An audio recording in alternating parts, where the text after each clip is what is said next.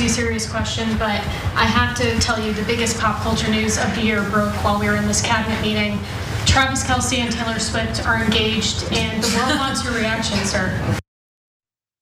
Now, if you're expecting Donald Trump to give one of the weirdest responses to that you've ever seen, then that's a good instinct because he generally does. But actually, he managed to keep it semi-dignified this time around. Well, I wish him a lot of luck. I think he's a great player. I think he's a great guy, and I think that she's a terrific person. So I wish them a lot of luck. That's strange coming out of him. It's weird. I'm expecting him to start swearing obscenities or something, but no, now he likes both of them. And that is certainly a change of pace from how he has previously talked about them. Back in September 2023, when it was reported that they were starting to date, he did say, I wish the best for both of them. But then he went on to say, I hope they enjoy their life. Maybe together, maybe not. Most likely not. F you, what the heck? What is wrong with you, you strange little man? But anyway, in February of last year, he accused Swift of being disloyal to him if she were to endorse Joe Biden. Well, bear in mind, you already said the previous thing about how they're gonna be breaking up. I think it's not disloyalty if she doesn't go with you at that point. But then you might recall, he posted this really strange and what should probably be illegal fake series of fake endorsements of him by Taylor Swift, pretending that she and her base likes Trump. That wasn't true. How is that not illegal that you pretend that a very notable celebrity has made an endorsement of you in a presidential election? But that's not the strangest thing he did. No, it was in it was August 2024 when the soon-to-be president of the United States posted on Truth Social, I hate Taylor Swift. Now then he went on to say, has anyone noticed that since I said, I hate Taylor Swift, she's no longer hot? And I saw that and I thought, wait, is she not hot anymore? So I frantically Googled her and I saw a photo of her. Like, no, actually, she still is. I don't know what you were worried about. She's still quite hot. But no, he had previously been the president of the United States, Sharon, and he would be president again. And he posted in all caps that he hates a pop singer. And that was for some reason not the end of his political aspirations. What do you think? He needs counseling. Here's the thing, the well wishes will not last, as you pointed out.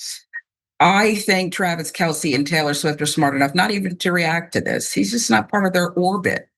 And the fact that they didn't say thank you, because he'll make this proposal, this engagement all about him. He will take to Truth Social and he will curse them. It's bound to happen. So yeah, good luck.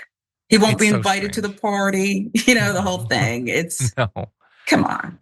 This guy. Yeah, exactly. Now, he was kind of a human, but the right wing's very big. You think they're all gonna be able to be normal when it comes to Taylor Swift? Not so much.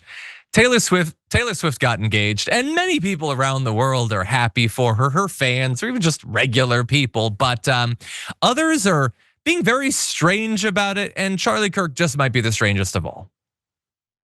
Getting married changes you. And I hope that America's biggest pop star marrying the pharmaceutical spokesperson ends up conservatizing them. Taylor Swift might de-radicalize herself. She might come back down to reality. I want them to have lots of children. It teaches you something about yourself. I've seen this happen time and time again. When people start to get married and have children, it starts to change your politics. It starts to clarify your worldview. And for Taylor Swift, who obviously is very popular and incredibly supported, Taylor Swift might go from a cat lady to a JD Vance supporter. And I think we should celebrate that. Yeah, so that right there is why a lot of women don't want to date right-wing men. They're creepy little weirdos and they can't hide it. They don't think they even need to try to hide it anymore. That's strange. Can, getting older, getting married, having kids, can that change you? Yeah, it can. Doesn't always change you for the better. I mean, Charlie Kirk has kids.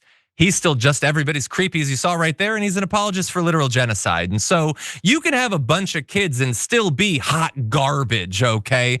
I'm not so much worried about Taylor Swift. Her values seem pretty well placed at this point. Her and Travis Kelce, despite both being rich celebrities, seem to have an admirable and very normal relationship, which few MAGA celebrities can claim at this point. And so they're very weird people. And like they always have to glom on to the pop culture stuff to try to stay relevant, but they don't like any of it. They don't like artists or art. And so it's always weird and hypercritical and everything. They're very strange people. Let's go to some others. She should have more children than she has houses. That is my challenge, Taylor Swift. And I'm not being sarcastic. I think that if she ends up having children, she'll stop this kind of liberal endorsing Joe Biden nonsense. And we want Taylor Swift on Team America. We want you to leave the island of the wokies. And we would welcome you with open arms. One of the reasons why so many people on the right have been just skeptical or at least a little bit negative on Taylor Swift is, up until this point, that's not a great role model for young women, to wait all the way until you're 35 and just put your career first. We just talked about this with Katie Miller. However, there's a great chance to change that. It's a great chance for Taylor Swift now to get married and have a ton of children. You can certainly afford it, Taylor. Reject feminism. Submit to your husband, Taylor. You're not in charge. And most importantly, I can't wait to go to a Taylor Kelce concert. I can't say it without laughing. You got to change your name. If not, you don't really mean it. Was that supposed to be funny? It was very weird. And it wasn't just that it was poorly delivered. And it wasn't just that the entire thing had his trademark bizarre facial tics and twitches and everything. No, that was all very strange. That turns off women. That's why women don't support your side. They know that you hate, you feel entitled to women, but you also despise them. You want to control their bodies and the choices that they make while knowing nothing about them and having no curiosity. It's deeply disturbing to most women, I think. Thankfully, I'm sure that Taylor Swift is not going to listen to literally any of this. She can choose to change her name or not. I think that she can handle that herself without needing Charlie Kirk's endorsement for that. So anyway, all that's super strange, Sharon. What do you make of it? I have to tell you that clip gave me chills. And not because of the misogynistic nonsense that he talked, but I just Googled Eddie Munster. There was always something about Charlie Kirk's hair that made me, and I just figured out what it is. Like literally, they're twins. That said, Taylor Swift is all about female empowerment. This is like her whole thing. She's a story. You said they don't like artists. They don't like storytellers. Yeah, she's a brilliant storyteller. Stay the hell out of her womb.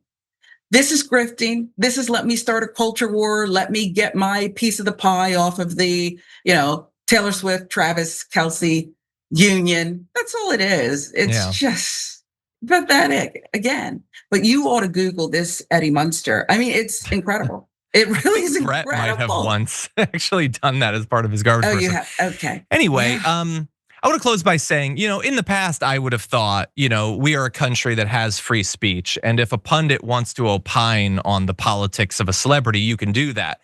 But I lived through the whole Sydney Sweeney thing. So now I understand that the only rational response I can give is, why do they hate beautiful women? What a weird political strategy to be hating on hot, blonde, thin women, you creepy weirdos. That's how they do it. Okay, we could do the same thing. Anyway, man, they love talking about her sex life and everything and obsessing over how many kids she's gonna have. Do they think this makes women be interested in them or their politics? I can't imagine that it does.